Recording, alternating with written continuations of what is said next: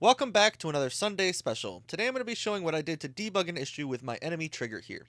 As you can see, we have this trigger volume and we want something to happen every time the player takes a step in that trigger volume. If I open up my trigger volume, we see that we run this check to take a bunch of length values, do some subtraction, and basically check and see if we have surpassed our cumulative distance threshold. We'll get into that in a second. So I'm going to press play here and I'm going to walk through my trigger volume just to show you what's happening.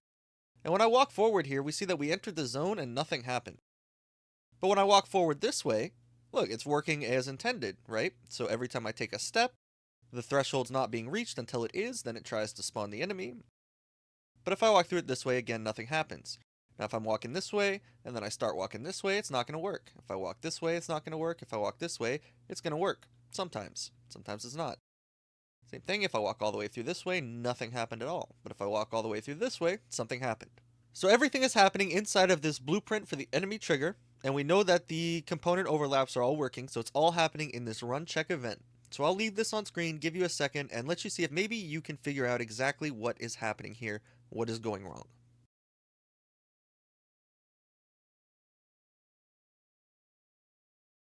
Okay, now that we've taken a second to look that over, I'm going to go ahead and start explaining all of the functionality here. Basically, when the player walks over this, or any actor I should say, walks over this collision component, we're going to set a valid reference to it, just so we have it for later on, and we're going to see if it implements the BPI battle. Technically, I should falsify this if it doesn't. If it does implement the BPI battle, which only the player implements, we're going to set player in zone. We're going to use the other actor, so this actor that we just set, to get its location and set the last player location. We're going to print a string and start the timer. Same thing when the player leaves. If the other actor implements the interface, then it's the player. We need to set the player in zone back to 0, reset the actor, reset the cumulative distance, and end the timer. Now I had this playing on event tick, but I just decided a timer would be a little bit better here. All the timer does is run every 0.05 seconds, it loops, and it runs once per frame. And this timer is basically where the issue is, somewhere inside of this timer logic, right? So what happens inside of our run check? First we check and see if the player is in the zone. This was a check to see, this was a check for when I had it in the event tick, so I don't really need this here, but it's nice in case there is maybe a one-off event that the timer ends up running itself when the player is in the zone, just to end the timer, to make sure we don't have a lingering timer anywhere. But what really matters here is this first branch check. We're going to get the other actor's location again, and we're going to get its vector length, and we're also going to get the vector length of the last player location, and we're going to subtract those values. Then we're going to see if that is greater than 0. If it is, we're going to add that return to the cumulative distance, and then we're going to take and see if the cumulative distance is greater than the distance threshold, which is just 100 here. And if it is, we're going to reset the cumulative distance and try to spawn the enemy and reset the player location. I'll probably actually move this up in the graph. It doesn't really matter that it's down here. It should probably be over here. It's going to bother me if I have it twice over there.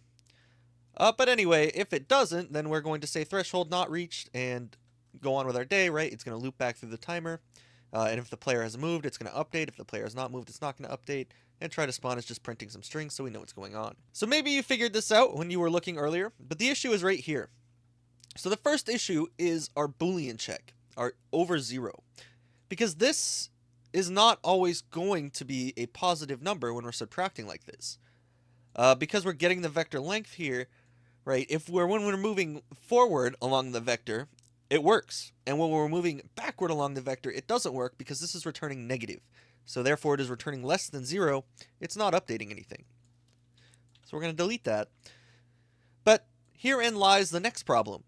If we are subtracting these values, right, and then adding it to our cumulative distance, well, what happens when you add a negative number? You subtract it. So even if we don't have that check there, this actually isn't going to do anything. So I'll go through and I'll show you real quick just what exactly that change did. So when I walk this way, right, the threshold is not being reached. And when I walk this way, we've reached it 5 or 6 times. So we should be reaching it 5 or 6 times. It's the same distance.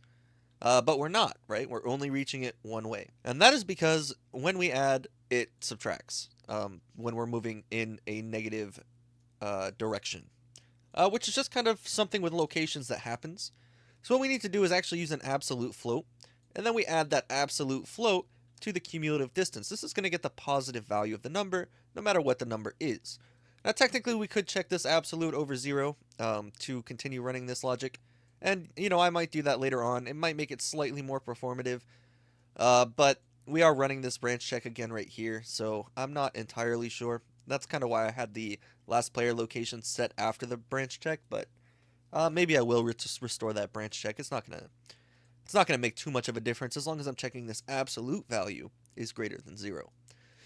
So when I come in here and I press play now, we can see when I walk, all of my thresholds are being reached in every direction. It doesn't matter if I stop, turn around, run in circles.